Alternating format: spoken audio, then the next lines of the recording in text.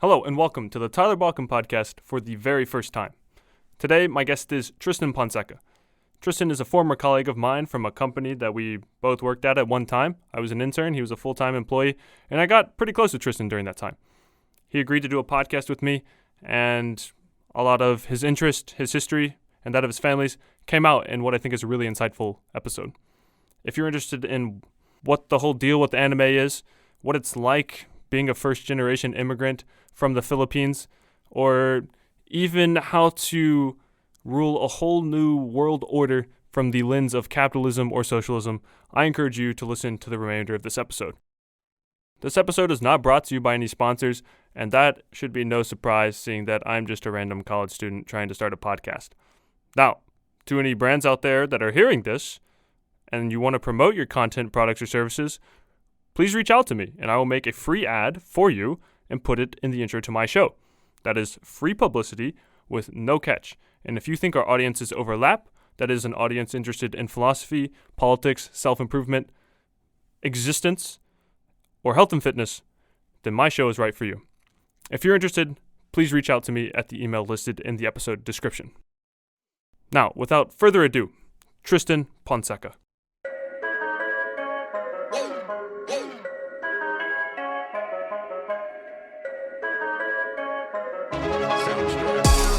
Tristan, you're elected leader of the New World Order tomorrow. What is your first policy? Oh, shit. New World Order. New World Order. Like entirely globalized. Okay. Everyone. I can do anything. Yeah. Oh, shit. House for everyone. House for everyone? Everyone gets a house, yeah. Okay. Free houses? Is there rent? Taxes. We collect it through taxes. We Okay. tax you. You tax you? It's kind of like a progressive system. And if you want a luxury house, you can get one. But that's not the house we provide. You get a little apartment. Where? Okay. Proportional to your income. Free house. Where are the houses? I don't know. Yeah, New World Order, wherever you want to live. So Sahara. Sahara? Like, where are you building them? You gotta. Oh, okay. I see what you're saying. You can't just stick them in. That's true. New York City's kind of dense already. Unless you want to go upward. Do I have like infinite resources here, or it still has to be like realistic? No, it's the Earth. I mean, you could mine Mars if you want. You you have a decent amount of resources. Like, don't constrain yourself. No, you're right. It's just like probably in like every somewhat metropolitan area, in the world, like not maybe like in between the China approach and like the US approach. Like, it's not like luxury apartment complex, but it's not like 8 people living in the same room. Okay. Right? Like some what do you call those? Communes? No, not communes. It was hostel? Hostels, yeah. Hostel, okay. Like a hostel, no. And it's free. Okay. Not free. You still gotta prove you're working. You're not tied to your employment. No, I don't know if that's right either. Tying shelter to your employment. I guess that would be idealistic, right?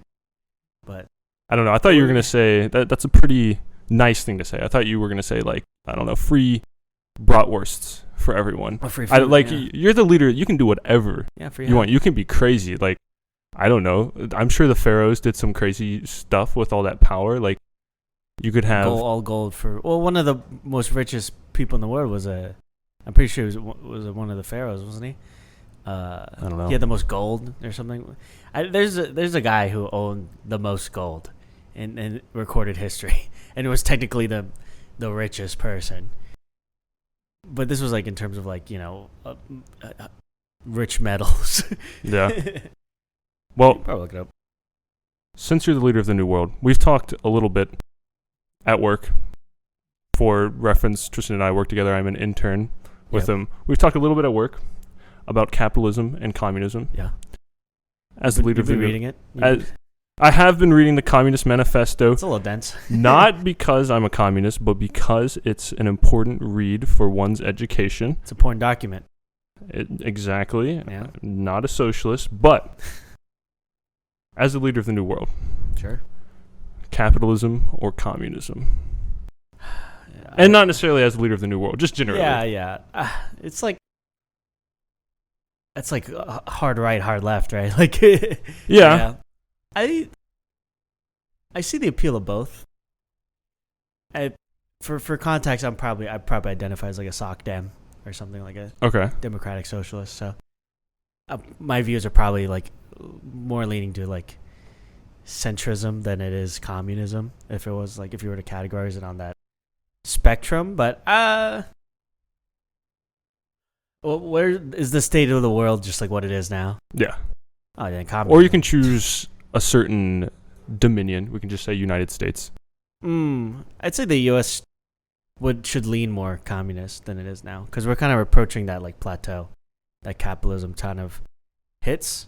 Like for I think like emerging nations, capitalism all the way, right? Like no question about it, right? But like where we are now as a nation, it's like you really have to like we evolved from like feudalism to a more mercantile based society. So in that sort of way, it's like, okay, well, like people probably thought feudalism was the shit back then, right? Like, I love being a serf. I love being a peasant, bro.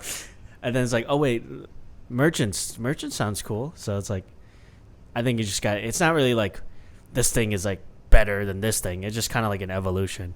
And I think that's why people sort of like fixate on one economic system over another, when in reality we've always been evolving and changing. Yeah. In terms of like history. And it's kind of like to be like, this is the one and only thing, the best thing ever. It's like, it's ahistorical. So do you think that communism is, or some form of socialism, is the inevitable result of capitalism gone too far? I think so. I think it's sort of like a French Revolution type thing, especially now. But not obviously not violent, or like I'm not trying to kill all billionaires or whatever. Like there's a big thing with that submarine. Me and Kat were talking about it, my girlfriend, and she was like, "Oh, you know, like why people were joking about these people dying." And I'm like, "Well, it's just kind of like, it kind of makes sense, honestly, with the current economic system. Like these people, like, were in a submarine. It cost $250,000. It's the same as spending like $10 at Subway for us." Oh, but get back on your question. Sorry, that was a little tangent, but yeah, I'd say so. I think it's kind of like it was an inevitable outcome. It's just unfettered capitalism is just gonna, like, you have competition is great, right? Apple beats, I don't know, it beat whatever, like, yeah, bad apple. Okay, so now the Apple gets that company, and just like it's kind of like a game of Snake IO, and it's just now we're ruled by like 4 or 5 companies in reality than it is. So it's like, well, who's gonna beat Apple now? Like, what competition is gonna come out and be novel enough to? It's like there's only so many emerging industries where it's like, where technology is like so huge, and it's like I think they were evaluated at $3 trillion, which is crazy, right? $3 trillion. Yeah. Obviously the evaluation doesn't actually result in like wealth. It just sort of like, this is what it is like worth technically by the stock market, which is, you know, very efficient, as we all know. But it's yeah. It's just I listen a lot to Richard S. Wolff. He's a professor. He was on Lex Friedman at one point, I think. But he's like the socialist professor, and he talks about this a lot, where it's like, well, like, sure, in a pure capitalist society, the idea is like one company eats another, and then that'll go on forever. But like we're already reaching a point where it's like it's not forever, right? It's like, yeah, it's slowly like consolidating. Demolition Man type. Oh, you know, like Coca-Cola owns all of the sodas. It's like Apple owns all the phones. Yeah. Well, a couple things to unpack here. A, is that a bad thing? If Apple has all the resources, and Apple is notoriously an innovative company, is it a bad thing? Because they can produce fairly interesting and useful devices. I think it's sort of, it's hard to make a moral distinction on like whether a company is good or bad, because they'll always just work in their self-interest. But as opposed to like a socialist society, they'll always work for the intentions of the people, rather than the self-interest of the company. So it's like, sure, they might, you know, they have that VR headset coming out. It's like, that's cool, right? But like, where does it lie? Where does the government? What is the government's role in all of it? And like, where do you want it? Should the market serve the companies or the companies serve the government type thing, you know, like it's like I think sort of I remember listening to sort of this like short video on the emergence of like fascism, right? Like with Benito Mussolini, who was the one who sort of it kind of emerged out of his beliefs, right? Where it's I think it means something in Italian. Fascism? Yeah, fascism. I think is an Italian term. Oh, no idea. Yeah, but it's spaghetti. He believed that the market should just always work for the government. Like the market forces are always in the government's interest. And obviously that sounds terrible, right? Like you're like, well, like then it just depends entirely on like the moral compass of the individuals running the government, right? So on the other hand, it's like, well, the exact opposite is like, okay, the government's role is just to do minimal regulations and sort of not even it's like lobbying and all of this, so it's hard to say which extreme is better, and obviously where the answer I believe is like somewhere in the middle, right? So golden mean situation. I don't want to be a centrist. Centrists are obviously like have this negative connotation to them. Talking about like what is extremely left in our country, I think Bernie Sanders was talking about sort of a wealth cap almost. If you have more than $1 billion, the rest of that money goes to the government. As in the most amount of money you can have is $999 million. I think that statistic is not statistic, but I think in U.S. history, we did have like a progressive tax bracket where I think in today's money, anything above $5 million, you're only making like 10% of that. 90% is taxed by the government. Wow. In reality, you're only getting 10%. And like, I think the main concern is like, how's that money being, like if I make $500 million, right? You're only making $55 million, which is still like a lot of money. Like it's way more money than like you'll ever need in your lifetime in reality. But it's like, where's my money that I earn going? And that's sort of the main concern. I get sort of like there is no ethical billionaire. I don't know how you feel about that concept. I've brought it up with one of our other coworkers, Millen, as well. And it does appear that it's difficult to not exploit someone, but am I going to go through my entire life carefully avoiding that at my own expense? Yeah, I think it's just like, it's sort of the scale at which you do it in, right? Like to be a billionaire, you need to have sort of extracted this value from like so many different people, and it needs to have gone from their worth to yours, their net worth to yours. Yeah. And you're just kind of you're taking those margins and putting them in your pocket. And when you're a billionaire, you don't have to do any work anymore. Like it's like and then that money will just get passed down continually through your lineage, and sort of that generational wealth is sort of how we get these like large wealth income gaps. So I know I sound like a tanky right now, but it's like, yeah, you sound like a total socialist. We are in Oklahoma. You're going to get killed after hope this. Not. But capitalism is cool. I think it was cool for a bit. I think it was just, that's how it is, right? Like we're capitalists for like 300 years, and now we're kind of reaching that upper echelon where, you know, the wealth income gaps in this nation are crazy. I think like 30 million people in this country are uninsured. There's the homelessness crisis. There's houselessness crisis. We're lucky enough to work this nice pretty little desk job, but like, yeah, you know, coming from immigrants, it's like hard to forget your roots in sort of that sense. So I think it's like I want to at least explore different opportunities. But it's hard in the U.S. where there's so much bureaucracy and lobbying and vested interests groups. So, well, anytime a policy seems remotely socialist in nature, that isn't exclusively capitalist, it's getting stigmatized. But capitalism gives us things like, it allows for people like Andrew Tate to make a lot of money just via media influence, via a webcam business, and that is exploitative in some sense.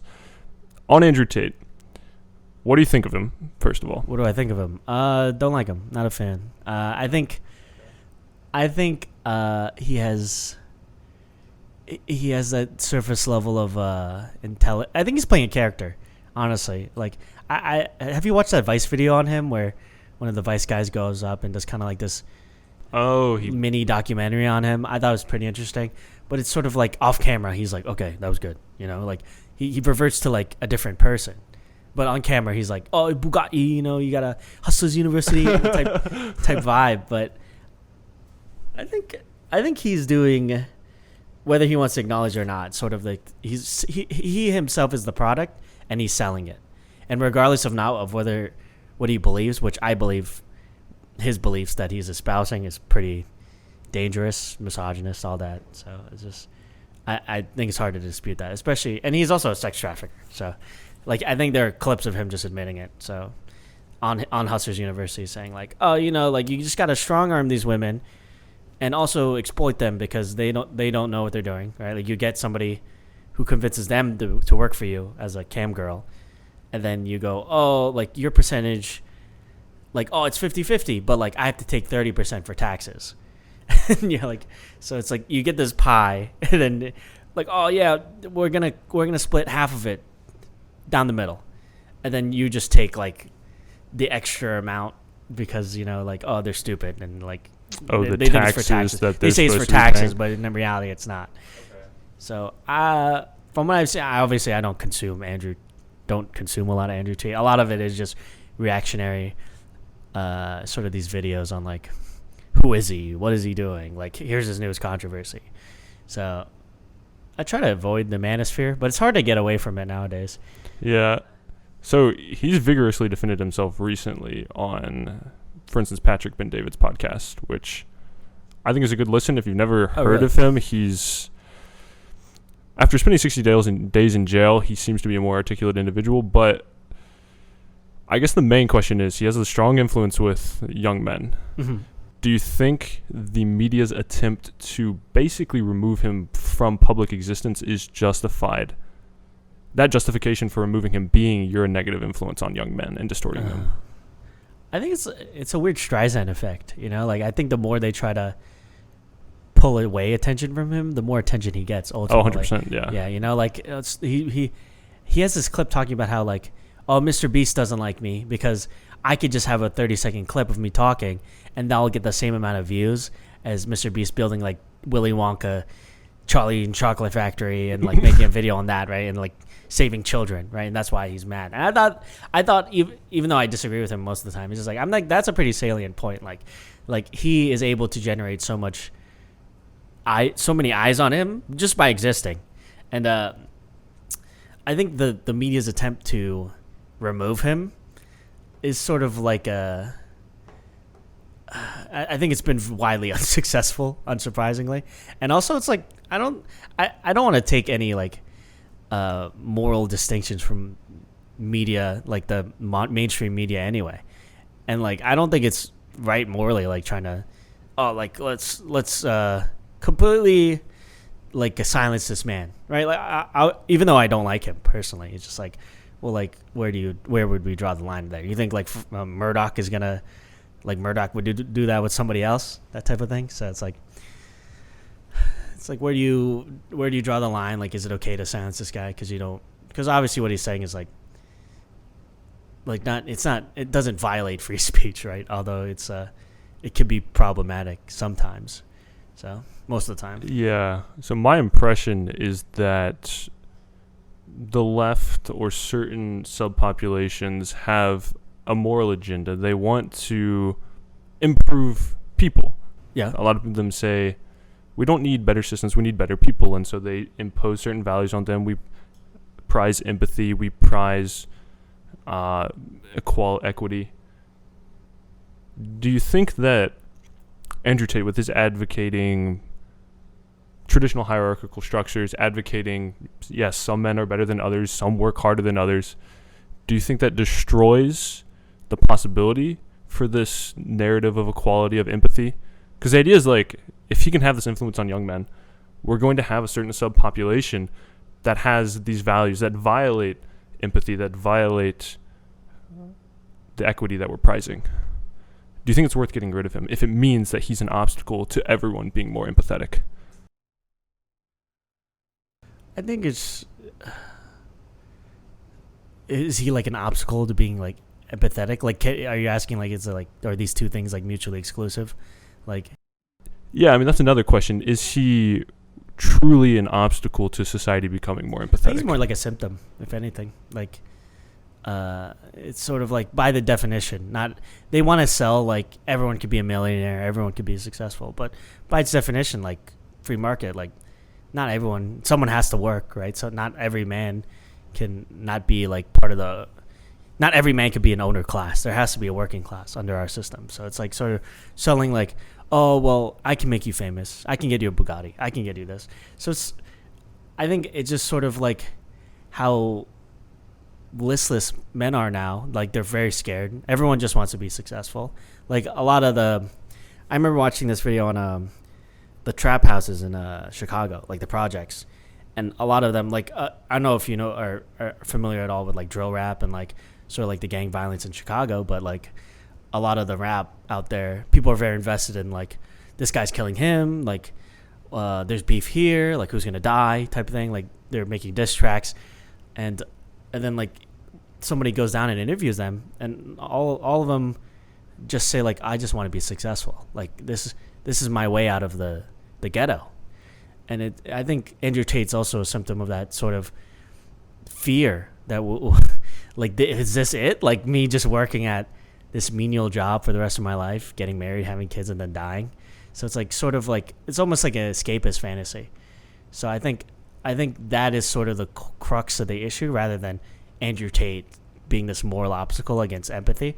I think it's sort of like kind of like our economic condition, as well as like sort of an ignorance on like that leads to that lack of empathy and like divide between a lot of us. It's like, oh well, it's like, oh, you know, either you're inherently high value man or like low value dude. Like you need to prove your worth, and I don't think that's true necessarily. I think to each their own. Like and that's I think is a big, again, tanky, right? Like every man should just work to their ability. Yeah. Teach their ability, right? So. Oh, what are you quoting Marx again? Yeah, that's Marx. What is it for? Each according to his ability to each according to his needs. That's what it is. Yeah. Yeah. I couldn't think of it, but. Yeah. So he's not so much an obstacle to the values that people want to espouse, as much as he is a symptom of people sort of rebelling against the traditional, let's say, 9-to-5 path to wanting to be rich, to wanting to have, it's just harder to get your own autonomy, right? Like in the system, we are coerced to work. We're forced to, right? You can't. Our healthcare is tied to employment. Like you can't exist without working. And if you didn't have the economic opportunities, I'm sure Andrew Tate did, then it demeans you. But I don't think that's necessarily a mark on your worth than it is like your circumstance. So it's just sort of this anxiety that's building up. It's like, well, it's like people are getting richer, people are getting poorer. It's like, how do I escape this cycle, right? Yeah. So on this notion of rebelling against the 9-to-5 and turning to figures like Andrew Tate, if you're comfortable answering, what is your ambition in the next 5 to 10 years? I definitely want to get financially independent enough where I could be my own boss. But a lot of people, I think my ambitions might lie more in like sort of this arbitrary notion of happiness, rather than it is sort of a fiscal, quantitative net worth that a lot of people strive for. But because like, I think my happiness is just like, my little slice of like a little dive shop. People come in, regulars, family comes in, that type of thing. Just a more simpler, humbler life than I'm sure a lot of people strive for. But I think just sort of getting to that point where I am comfortable, I own like a house, and I'm able to have a business where I'm able to sort of provide value to society and to the community. I think that communal aspect is very important. I think we kind of a lot of people now don't really get to experience that sense of, oh, like you go to your favorite bar and you know the guys type deal. I think now it's like so, like, oh, stay in your house, like grind, go to the gym. I mean, there are communal aspects, but I think in the U.S. especially, we're kind of isolated in a lot of ways. Well, when you go to these urban centers and it's so focused on ambition, on industry, on making money, you sort of forget other people and you forget to rejoice in just the small communities that you have. And sometimes I go out to the country and it feels like I'm relieved because it's like, oh, I don't have to worry about 10,000 people watching. We're just in a simple place. I'm in a little town.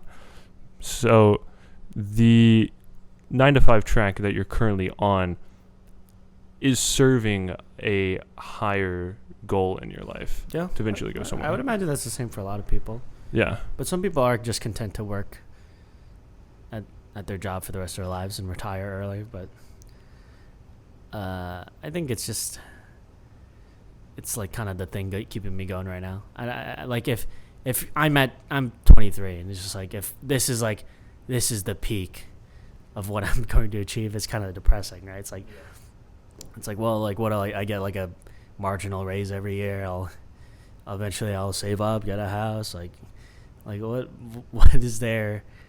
What is there for like me, like spiritually or like for my soul, not necessarily for my wallet. So it's just sort of that pursuit of a happiness that keeps me going. So 5 to 10 years, that's the hope. What worries me is that a lot of people go into this 9-to-5 lifestyle making a middle-class income without some kind of longer-term goal. They're just sort of pushed through college by their parents, by society, and then they arrive and it's like, oh, what is my dive shop? I don't have a dive shop. I don't have the little bookstore that I want to own. And so they just sort of listlessly see out the next couple of years. And that's what concerns me. And I think going back to Andrew Tate being a symptom, that's a reason that a lot of people may turn to figures like him because it gives them the direction that they kind of want. So staying on this, I won't mention the company just because don't dox us. It's not. Yeah. They'll sue us. I'll get fired. I already am a bit of an issue. me and the other intern. But can you walk me through how you ended up there? Just how did you find out about the company? What drew you to them? Well, I was managing a restaurant, so I just graduated college. I didn't really have a plan coming out of college. It's just sort of this: you go to college, get a good degree, get a good job, and then they don't really tell you anything else after that. Nobody teaches you what to do after you do all this. So at the time I was managing a restaurant. It was great. I was having a great time. Every night we'd go out, like get a few drinks, we'd party. Not party, but like, it'd be a close group of friends. We go to the same spots. They get people like hand us free drinks because they know us type deal.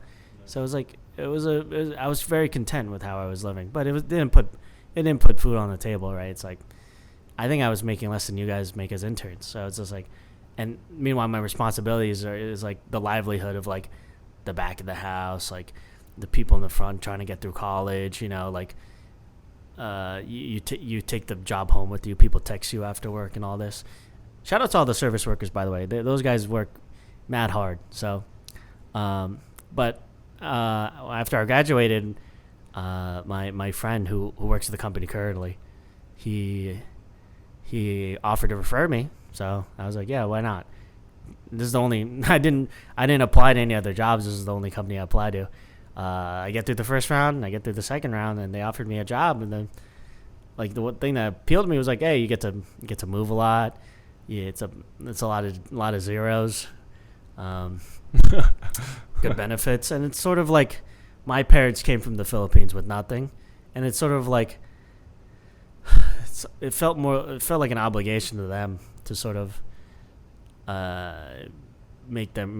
put their mind at ease. Although that is sort of old school, traditional, but it's like I get it. They crossed the seas. My dad would, like, for everything I do, my dad would tell me a story. Like, oh, like, I don't want to eat my vegetables. He's like, when I was your age, I was starving. I was eating, like, garbage. I was like, okay, I'll eat the Brussels sprouts now. It's like, you feel kind of like this was actually the plot of the Pixar movie we just watched. So Elemental. It's just it's sort of this obligation you need to pass to your parents, where it's like they have an idea of what they want you to do, but like, you know, there's so many opportunities out here. You have to like explore them. It's sort of back then. I'm sure all they were thinking about is like surviving day to day. Here, it's like I have all of that. So like, what is my purpose, like, besides like making it better from the next of kin? So I joined the company, and it's been a year now, and I moved twice already. So it's been a lot. I think moving a lot has really like opened my eyes to like sort of like help broaden my worldview. I know it's super sappy. Oh, just travel, you know, just talk to people. It's like, and I was like, whatever, like maybe I'll do it. But it's like actually moving and talking to different people, sort of like you're just random. You end up I like ending up places, not going places. You just end up at like a bar or like a taco boutique, truck. A taco truck, and you just talk to them, and it's just you get to hear their life. You get to hear, because a lot of people just want to talk. I feel like it's so common for them. People not, you don't even ask people's names anymore. It feels like, especially homeless people. So that's the first thing I always do. I'm like, "What's your name?" And it always feels like it's the first time they've said it in forever. It's like, I was like, "Oh yeah, I'm a person. I have a name." So just it helps. I think it's been eye opening. Just like moving from coast to coast and then down smack dab in the middle, and sort of experiencing how the other half lives from my little town in New Jersey. Yeah, so for a lot to unpack here that I'd like to talk about, but for individuals who are not particularly drawn to the idea of traveling to a lot of places, to getting new perspectives, it's perhaps because they haven't seen it before, or they haven't heard of good anecdotes. So can you give an example of perhaps your time in California or even here that really made you perhaps grow as an individual or gave you some kind of perspective?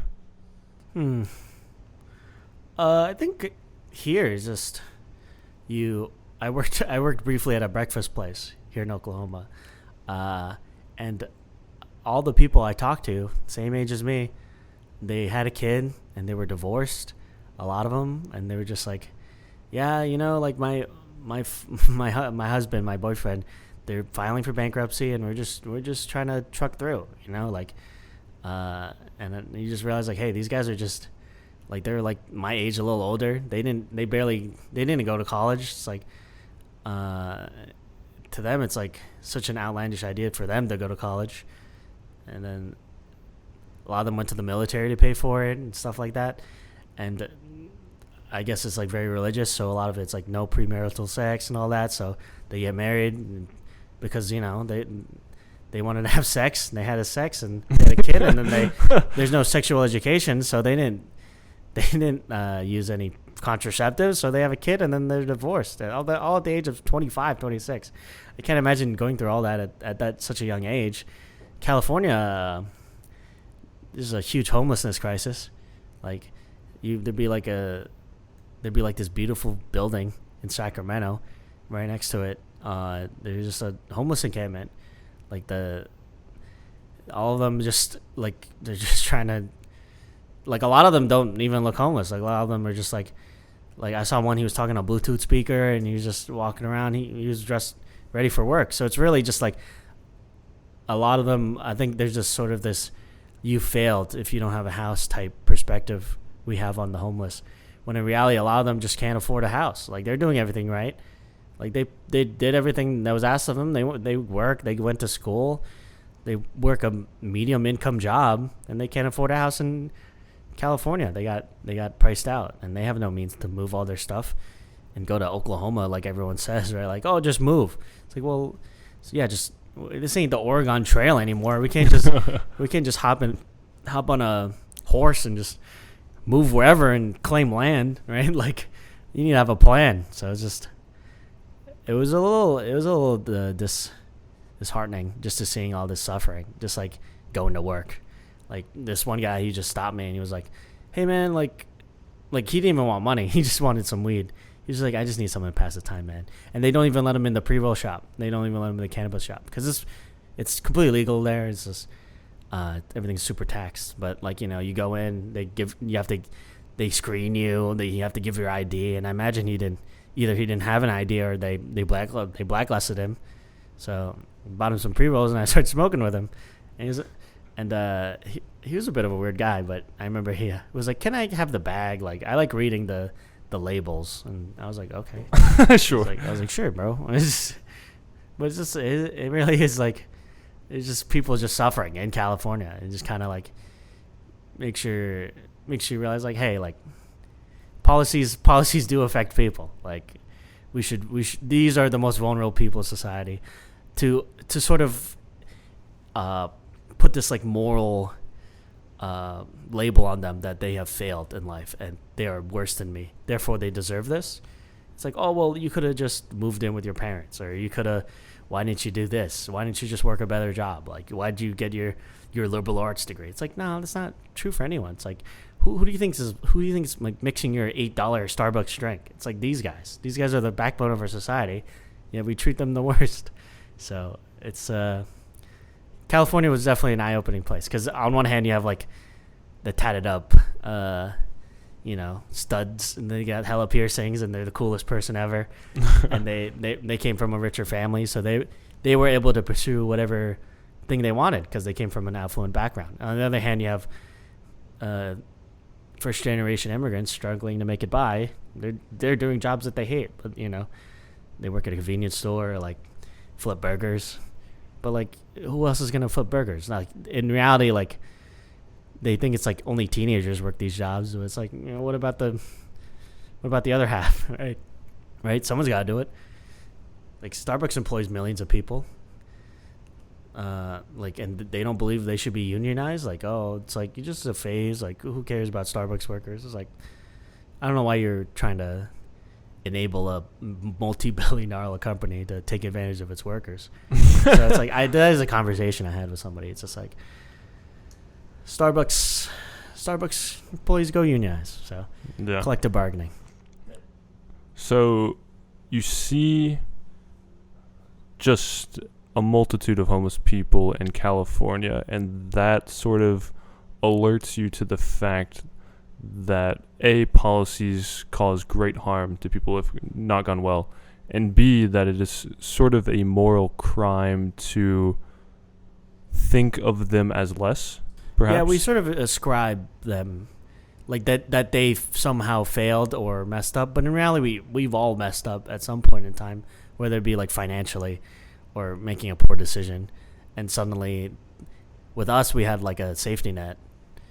I'm sure they messed up and then they didn't have that safety net. So now they got to grind back from the top. I'm sure a lot of these homeless people. So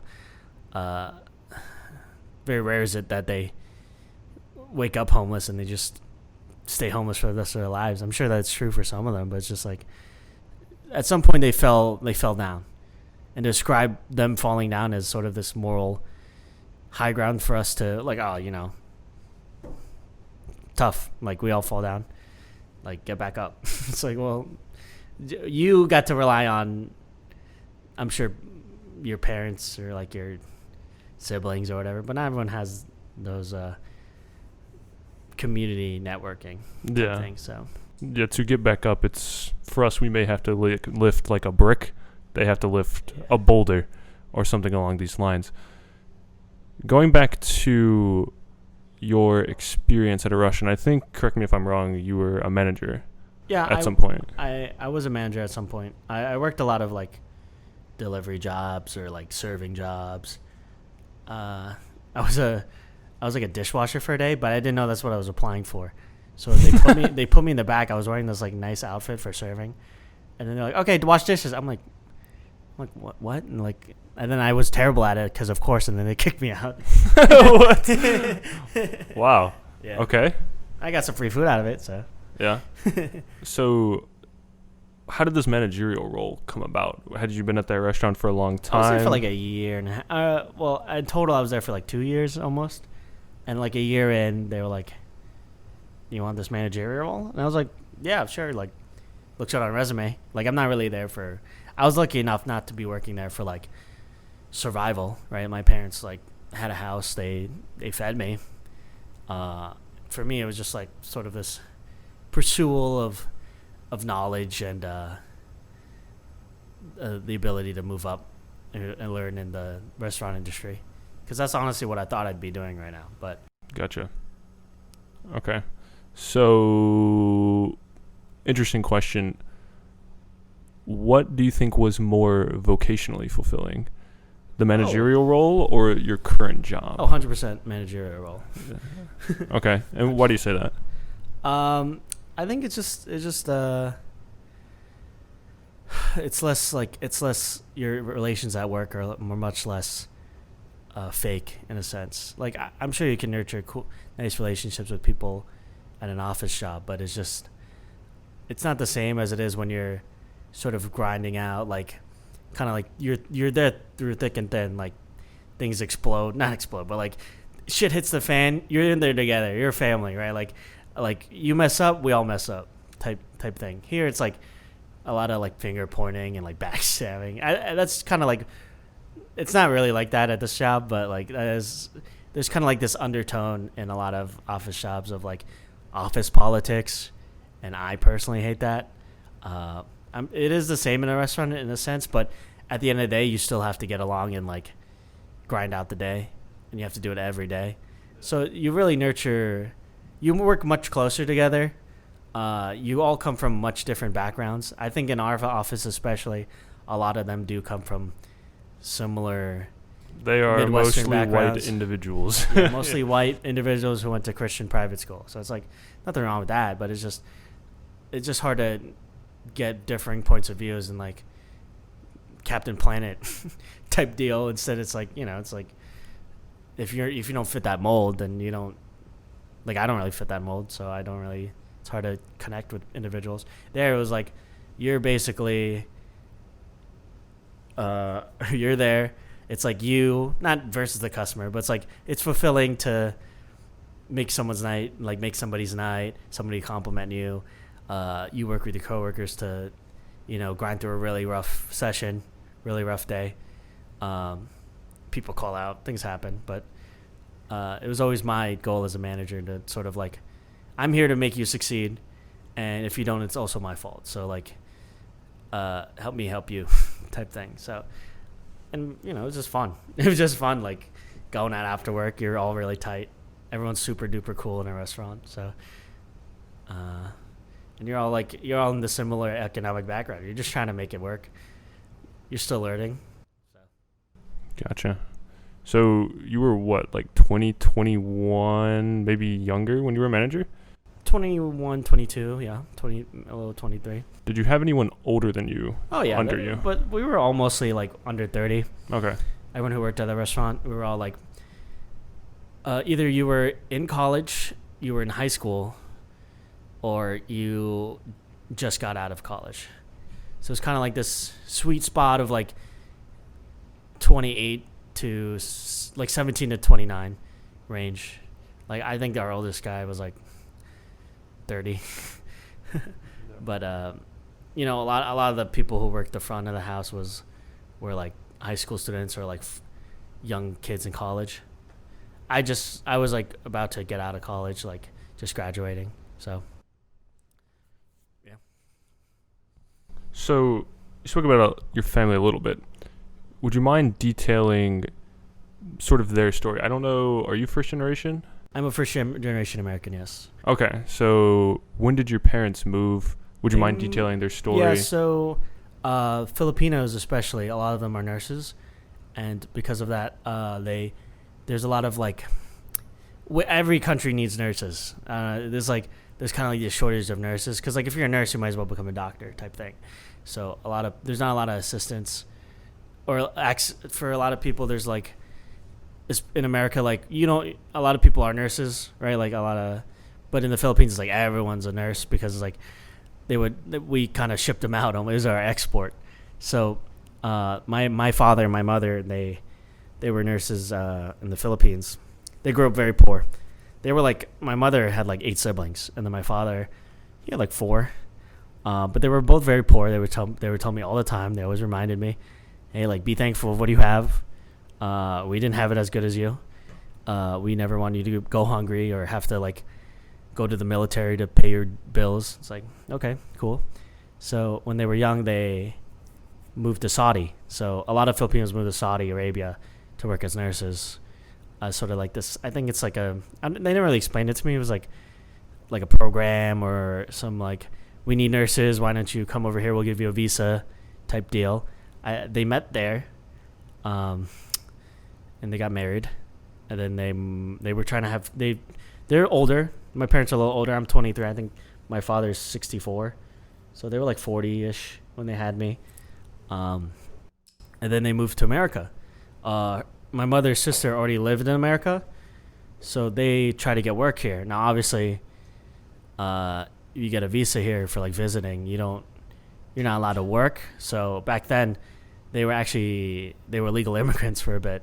They stayed here longer, and that's that's like a big thing about the illegal immigrant debate. It's like my parents at some point were illegal because all they wanted to do was work in America, and they weren't given that opportunity because of bureaucracy or like you're allowed, you're not allowed. It's like who makes these distinctions? So, so they got a job here. They're citizens now, but they had a big struggle going up from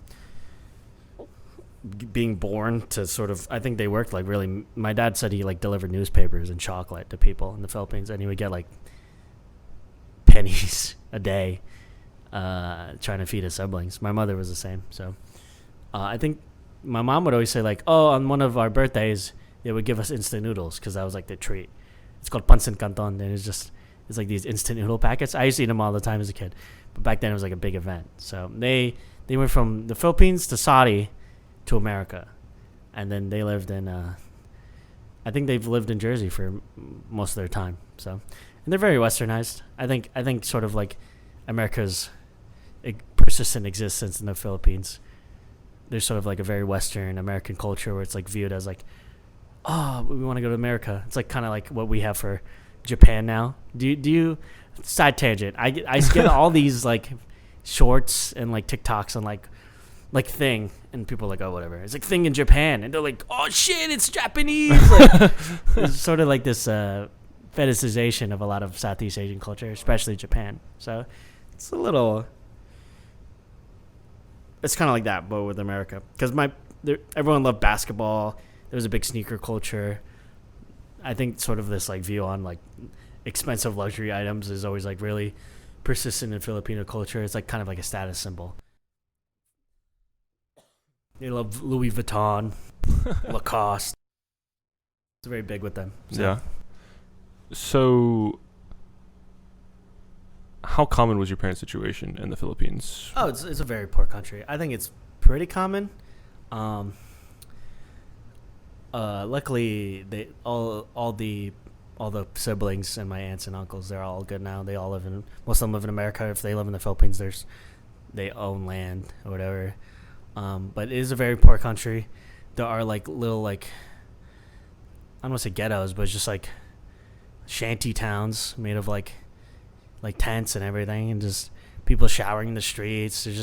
There's not a lot to go around. I think a lot of them wear like donated clothes.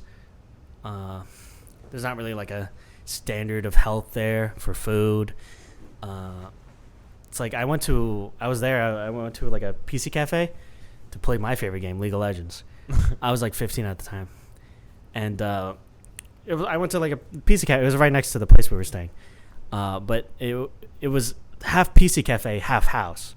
So there was just like a thin wall that didn't even hit the ceiling. And then I was like, I need to use a bathroom. So they took me to the back. It was through their house. And it was probably like a room as big as this one that we're sitting in right now. And like there were probably like 6 or 7 people in there. Just like, one of them was like washing in the like not showering, but like cleaning themselves in the living room. And I went to the bathroom. I was like, this is kind of weird. So, and then I was there for like a couple hours. It was like $1 an hour. So it's just like to them, $1 just goes so much farther. So to my peoples. Yeah. For reference, this room is maybe 12 by 30 feet, and that's to imagine the 6 or 7 people in there. I mean, their backs would be. It's like a small conference room. Yeah. You imagine just living in a small conference room all the time. That's your space to share with other people. So it's just they didn't have a lot. I think Filipino people are very humble. They're very very hospitable. They make great ass food, but a lot of them we're very much still like an exploited country. I know. Like the cruise industry employs an insane amount of Filipinos due to like loophole laws, that they can't sue the cruise companies if they were to like get injured on the job or something along those lines. So, the more you know. That's why you see hella Filipinos on the cruise ships. Wow. That's why the nurse industry is like super filled with Filipinos. It's sort of like their pursuit out of their way to find success, and a lot of them do. I think a majority of my family was nurses, I'd say. Yeah. So one thing that occurred to me during that is, what is the Filipino version of success? Like, what is making it? Yeah, I think it is making it to America. Owning a house in America to them, especially, it was a lot easier when my parents were young. So they're like 60. So what? They grew up in the 80s.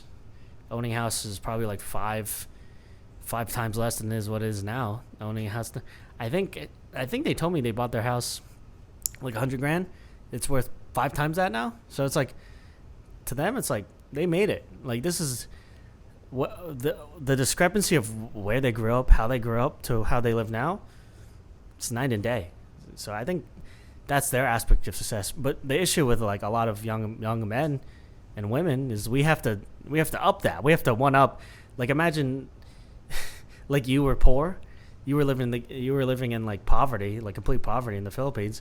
Then you live in a nice 3-bed, 2-bath in New Jersey. That's like making $50,000 and then making $1 million a year. To them, I'm sure it's like. But like, how do we do that? Like you and I, like, how do we take how we were living when we were a kid and then like one up that, and sort of like that consistent pursuit of improvement? That's sort of damaging. It's sort of the burden you inherit no matter what. You somehow, for some reason, have to improve your situation from the one that you were born in. So we have people coming from conditions like your parents did. They have a child here. Compare that to the fate of a lot of white families coming from the United States, have been comfortable for several generations.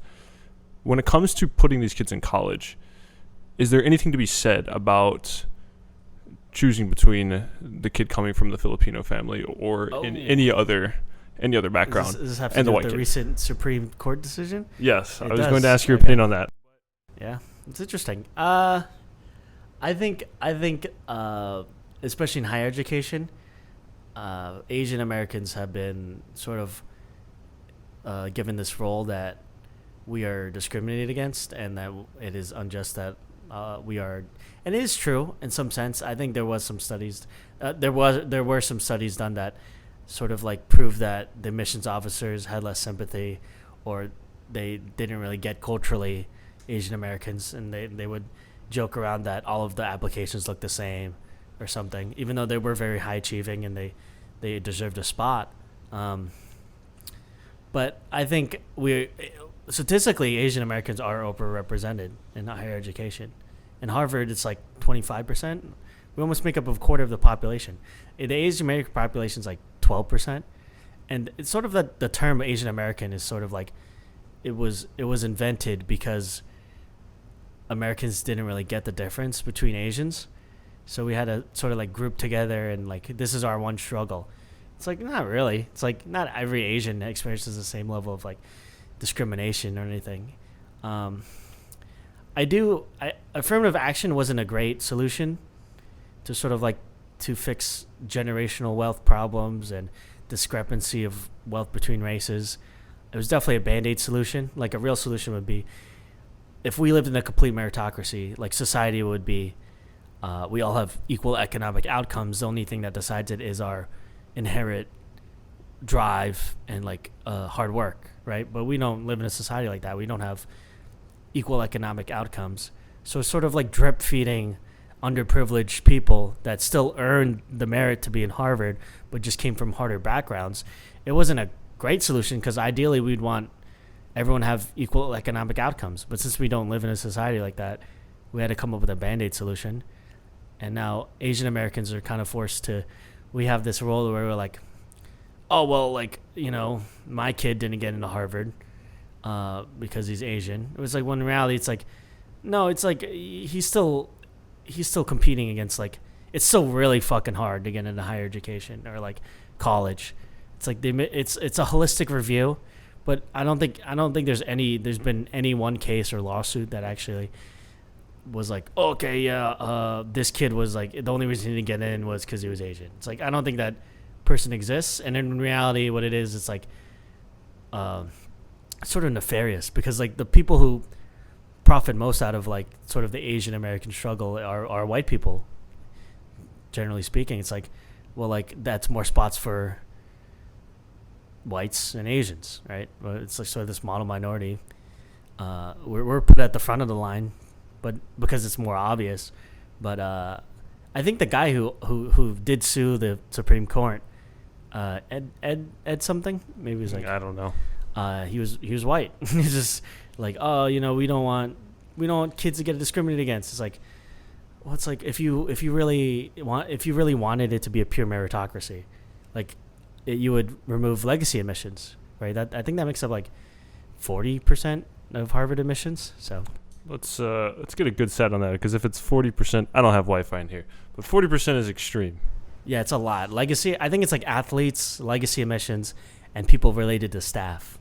I think that was it. So it was just like 45%, somewhere in between there. It's like that is a large amount of people to make it into Harvard that is sort of the scapegoat. People always say like, oh, do you want your doctor performing surgery on you to be qualified, or you want them to be some like affirmative action? I'm like, what are you talking about, dude? Like the people who still make it in Harvard still go through Harvard education. They're not letting like some idiot in, right? Like they still made the bare minimum of admissions. I think there's like a baseline of, okay, here's everyone who made sort of our quota, not a quota, but like our requirements or prerequisites for admission. And then they have to just whittle that pool down. And honestly, like it is in the college's best interest to reflect our modern culture of like, we want it to be diverse. I don't really get the controversy around that. Like, of course you want kids to like, you don't want it to just be like 50% white people, 50% Asians, right? Like imagine, like, well, how do you explain that besides like being like, oh, culture? That's always the talking point, right? Like, oh, it's because culturally or something like that they're underrepresented. But it's like in reality, it's like, no, it's like, it's not, because it's the other way to say it is like it's genetic. It's not genetic. It's like, it's just economic outcomes. I think affirmative action was a bad Band-Aid fix, but it was a Band-Aid fix. And the Supreme Court decision is a bit worrying, especially along with the student loan debt relief that they also struck down. So I think this will be a very pivotal time in our history that we'll look back on. Well, okay, so one thing that occurred to me is we always say that we want diversity. Can you give a precise explanation of why?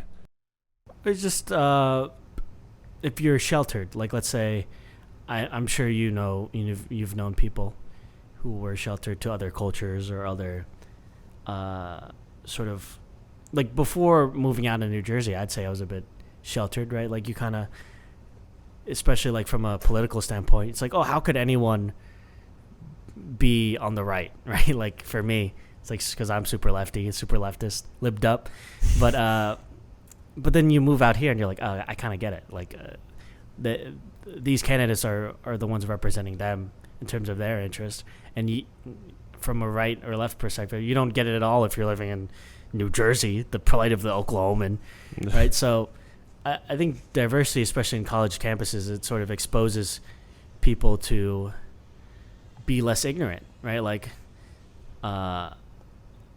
it's just sort of like you want it to reflect a society where you don't go, oh, like they cast this person as they recast, I don't know, freaking the Hulk as a Indian American. It's like, well, it's like at some point you want people to be like, oh, okay, whatever, like who cares?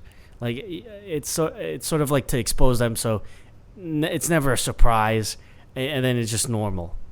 For me and you, I'm sure it's just like, oh, whatever. It's a Tuesday. You see a black person, but let's say, I know there's a lot of stories in like people go to China, black people go to China or Japan, and it's this big fucking deal when they walk around, and it's always like people murmuring or just like staring. Kids are children are staring at them. It's like, well, that's sort of like, that is the exact extreme opposite of the future we're hoping to achieve. Like obviously it's a little extreme to have people like, you know, like these racist commercials. I heard the story where a woman tried to like rub off his skin like it was like ash or like soot or something, like, or it's like she thought it was like dirty, and that's why it wasn't like clean and white. I was like, geez, that's crazy. So, but that's not malintentioned. It's ignorance. That's exactly what it is. It's not like them being racist or anything, but it's just them being like genuinely confused. And that's why we wanted to promote diversity, just because it's like we want people to be educated, right? It comes down to like, you want an educated populace, right? That's been exposed to different cultures and plights and upbringings, right? Like not everyone could be a rich dude going to Harvard. Why do we want people to be educated? That is an interesting question. I guess it's just a more educated populace leads to better outcomes for society. I imagine, like in terms of like inventions or, you know, like art, maybe even like something as arbitrary as art or music or things we enjoy, entertainment. Like a smarter populace just leads to better outcomes for every industry. It's like, okay, you want. Now we have better food. Now we have better like infrastructure. Now we have better inventions. New iPhone that is able to come to you like Mjolnir or something, like something crazy. So, I mean, my concern with this is you have to be educated in very specific domains, right? If you're gonna make a phone that's Mjolnir, you need to be educated in technology. But that doesn't mean you're educated in politics, history, philosophy. And so when people say education is the solution to our problems, I'm a little apprehensive, a little skeptical, because what education are you talking about? I think it's more the idea that, let's say you and I were to make an app, right? Instead of sort of only catering it to the people we've known in our lives, sort of like encompassing everyone, having a broader understanding of like different struggles and like what markets to cater to. Like even speaking from like a capitalist standpoint, just having spaces where you're exposed to more and more people, it sort of enables you to access different markets, or even like make inventions that are more encompassing for like not just, you know, the rich elite or like the very poor, right? Like I'm sure Popeye's target demographic is not Bill Gates, right? But like they have an understanding of like, okay, like we, you know, like McDonald's Grimace Shake. Like you think Bill Gates is drinking the Grimace Shake, dude? I don't know, dude. That thing was made. That's pure sugar, and it was made for people like you and I, the common working man. Popeyes is for the working man. Okay. The Bill Gates looks like he be drinking Grimace Shake. No. Yeah, I know. So, education is a solution to our problems, supposedly. What form of education do you think? Kanye, on Lex Friedman's podcast a while back, said we should do nothing but train people to be engineers. Is that the education? Oh, no. Yeah. But then on the other hand, it's like, should we all just be philosophers? I might say something along the lines of yes, but like how diverse does this need to be? Like, yeah. You know, at what point are we hiding history? At what point are we removing words from books? It sort of plays into the idea that we should ensure everyone has like a baseline for living, because like not everyone can be an engineer or a philosopher or I don't know, an artist.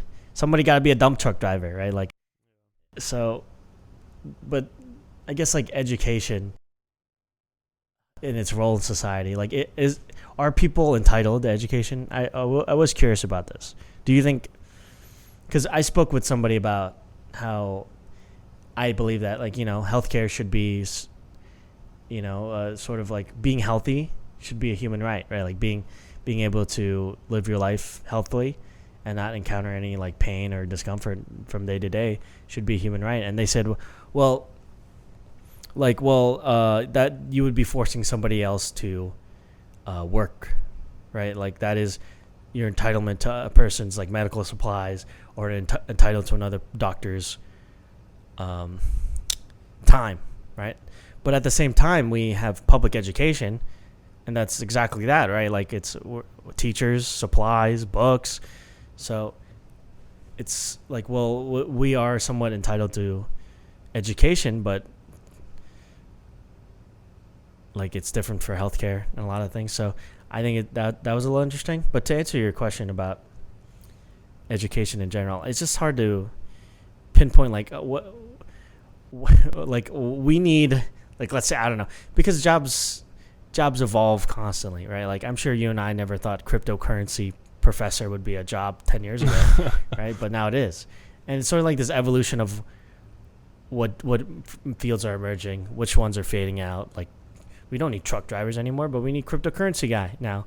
So I think it should just always be adapting. It should always cater to a wide amount of interest. But I think the government's role is to like sort of incentivize people to join different fields, or sort of like we need more farmers. Okay, like you'll get, I forget which country this was, but I think there was a country that, we'll give you a tax stipend if you become a farmer for a year or something. I think that was somewhere in the Caribbean. Yeah, I thought it was like that is an interesting solution. It's like you're not forcing people, but you are incentivizing, because like you can't force people to become farmers or whatever, or like engineers, but like you can be like, this is what we need, this is the amount we need to be an electrician.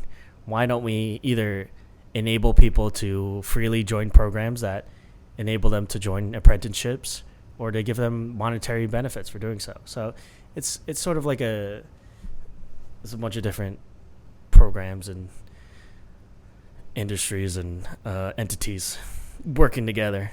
So education is not just, let's just have more engineers. It's like, then who's gonna make your food? Who's gonna flip your patties, bro? Like who's the backbone of the engineer society, right? Like who should accept being a burger flipper? I would not want to do that. And so sometimes we point to things like IQ, but we seem to like the idea of distributing people based on their intelligence. If you have 140 IQ, go be a lawyer. If you have a 70 IQ, go be a burger flipper. Is that an appropriate solution to maintaining the backbone of our society? Because maybe the 70 IQ guy doesn't want to be a burger flipper. Maybe he wants to be a lawyer, and maybe he's going to be a bad lawyer. But should we allow him to be a bad lawyer? Or it could be a good burger flipper. A good burger flipper, but then we have to, if he doesn't like being a burger flipper, then we have to inculcate the idea that being a good burger flipper is valuable to you, and I don't know who's gonna argue that. I mean, there's something to be said about the nobility of suffering through a more simple job, let's say. But it's hard. Politics is a mess for a reason, because it's super complicated, and people come in with their heuristics and try and say, well, X is the solution to everything. So veering away from that a little bit, I know that you watch some anime, and I'm always curious as to why it's extremely popular. So what do you think it is about anime that attracts young people, and what about it attracts you? I think anime in general, it's appealing because let's take the U.S. modern the comic book industry, right? Like it's huge in the U.S., but no one really reads comic books, right? because a lot of them are just like they appeal to like young boys. At least that was a stereotype, like for a lot of people, right? So it's like, Batman and Robin, like or Superman. It was kind of like this fantasy for young men, young boys, right? That was the only demographic it was popular in. Superman and all this, like a lot of them are like super duper sexualized and stuff like that and it caters to that sort of fantasy for young men and boys. But anime and manga in general, it sort of tackles a much wider net in terms of like themes and topics and stories that it tackles in general, as opposed to comic books. It's like you're sort of confined to this notion of good guy, bad guy. Good guy has to win at the end, but like but with manga and anime, it's just like you could tell any story you want, and it's sort of like in this cool, and it's sort of in the same medium as a comic book, but you get to read about like something crazy. It's like either it's like super duper over the top, which appeals to like younger people, or it's like super somber, or it's like that's sort of why it appeals to me, especially. It's like it's way more at times like heartfelt, and it's a single man's vision a lot of the times. So as opposed to comic books where it's like Superman was invented by like Jack Kirby and Stan Lee back in the day, and now a writer has to take that pre-existing character and give their own spin on it to make it interesting. But like with a manga creator and anime creator, it's just one guy, and he goes on to write like this super personal story about him, like I don't know, like about some boy like learning what it is to be a human, or so, like stories like that are what appeal to me. And it's kind of like the medium has been like saturated with like Naruto clones. Like, oh, like they fight and the kid's an orphan because every kid in anime has to be a fucking orphan now, and they fight the bad guy, and it's super hype, and it's just super bombastic and cool. Big CGI slap fight, which is the exact same thing people criticize Marvel for, right? And it's sort of the shallow, like they're selling product type thing. But there are like really cool stories within. You just have to dig a little deeper. And I think a lot of people's engagement with the medium is just a human thing. I think it's just like kind of shallow. It's like, okay, what is something that will give me immediate enjoyment, and like I don't have to watch a 3-hour dissertation on it. And that's not all. You don't have to know every French person alive to like movies, right? But it's sort of like going beyond that shallow curtain of like blockbuster movie. It gets pretty deep. It's interesting. There's a huge catalog for you to pick from. So it's like you can read about some old man like like anime up like and that's really cool. Or like there's a manga about like a basketball, but for like people in wheelchairs, and sort of like the struggle they have, and sort of it sort of displays like these people that aren't really like discussed all that much or represented in media, or it's like super artsy. It's like nothing makes sense, and it's like, but the images are cool, so you read it anyway. So would you say anime has a genuine human element to it that a lot of modern cinema does not? I think a lot of it sort of is a man's vision rather than is like a corporation's, and I think that's what's super appealing to people. I see. Okay. And you sort of implicitly relate to that individual's vision, or there's something about it that's just like perhaps you can identify with. Perhaps it's like you feel like you're, I don't know, watching something that connects with another individual on the other side. Maybe it's a lot more personal. Like a lot more personable. Like the biggest manga is One Piece, right? But like that man, it's just one man's vision. Imagine all of Marvel was made by one guy. That's the same level of One Piece, because that particular piece of media is just like so popular. His net worth is like millions and millions of dollars. He made this huge media franchise, but it was just, at the end of the day, it's just some guy who wanted like pirates, like, a kid to go out and see and like explore. And it's sort of that like very personal element of you just wanting to like, oh, let's just throw everything aside, get in the car, and just start driving. It's like the same exact feeling. I think they just get like sort of the longing people have way better than like a team of scriptwriters in Hollywood, right? Like it's just this guy, his passion. He doesn't know if this is going to be popular or not. He just has to make it and hope it does. I think that's super duper cool. It's in the media of like manga especially. It's just like guy, he just has to submit it to a publication. The editor has to like it, and they put it in the magazine. And if it's good, it keeps going. If it's bad, they axe it. It's done. So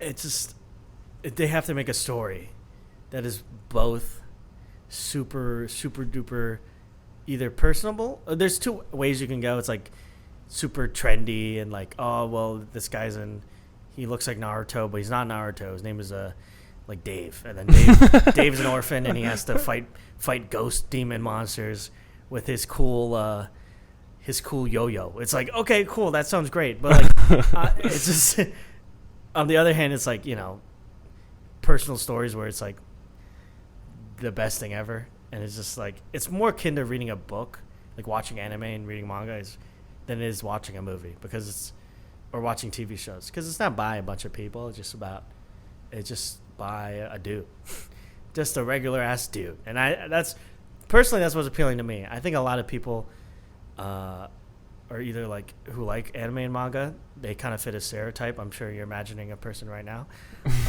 but audience, if you're thinking of somebody, it's exactly that person I'm describing. But,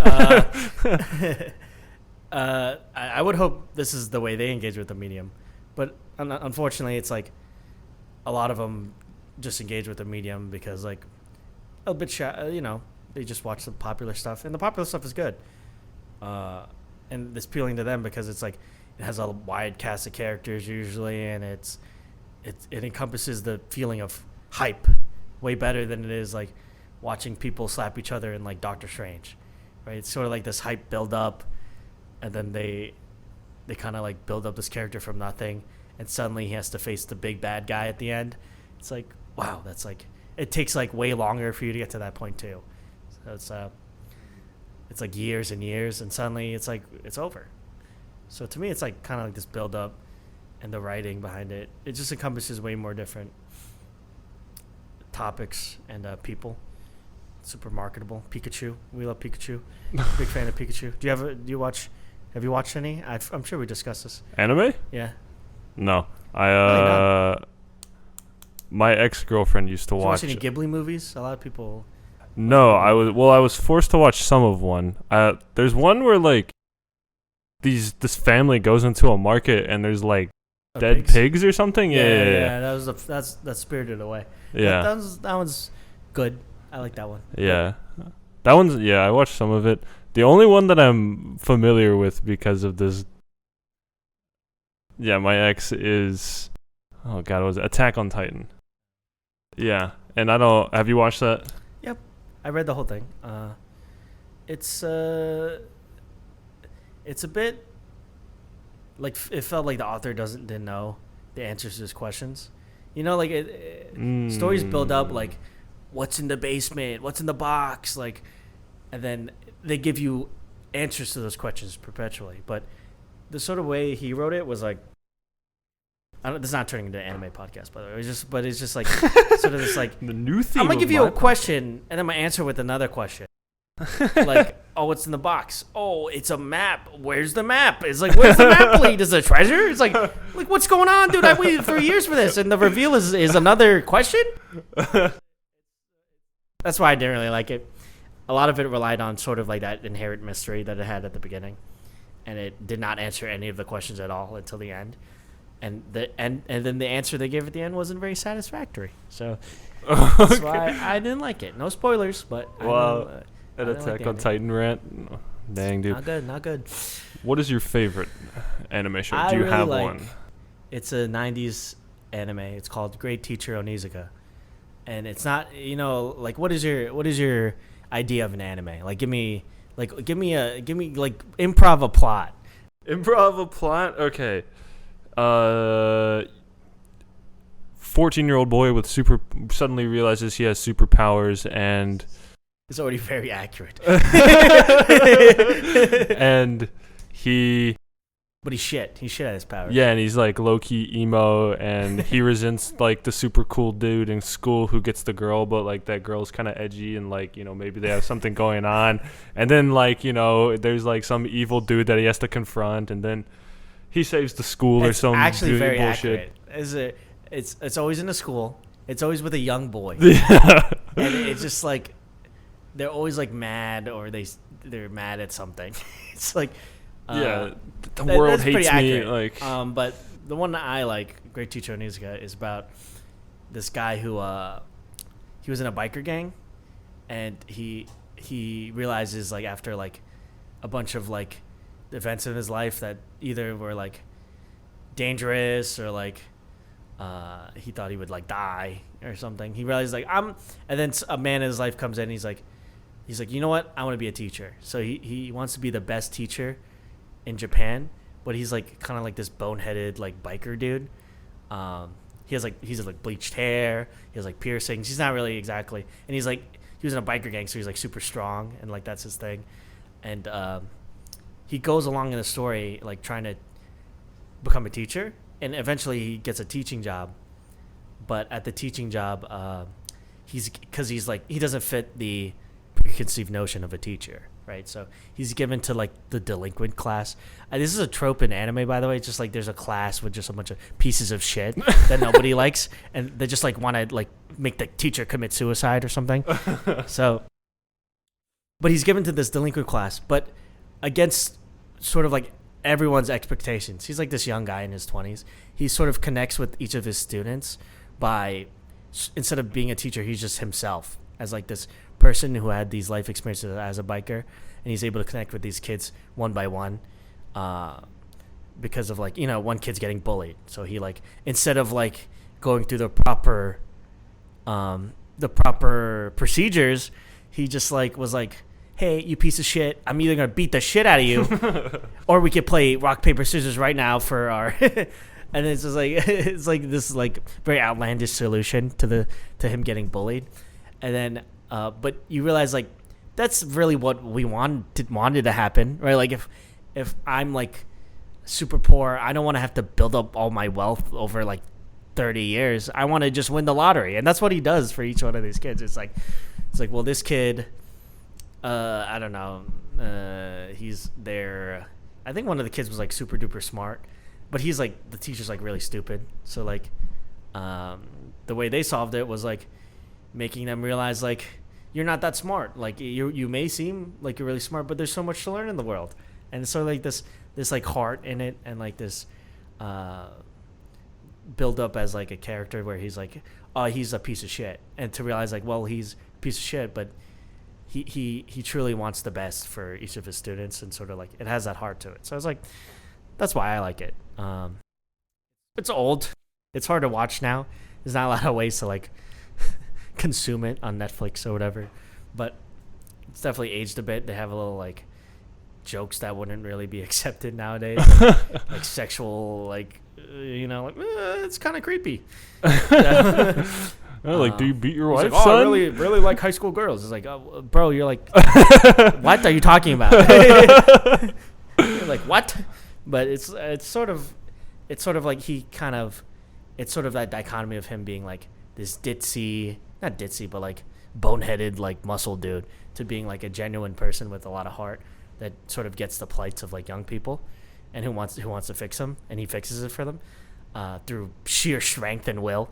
It's a bit inspiring. He's like, a lot of his problems, he just either muscles his way through it, or he comes up with a creative way to solve it. So it's like, it's a little long, but I think it's aged very well as a sort of like this heart-to-heart piece of media where it's like less about the destination than is the journey, right?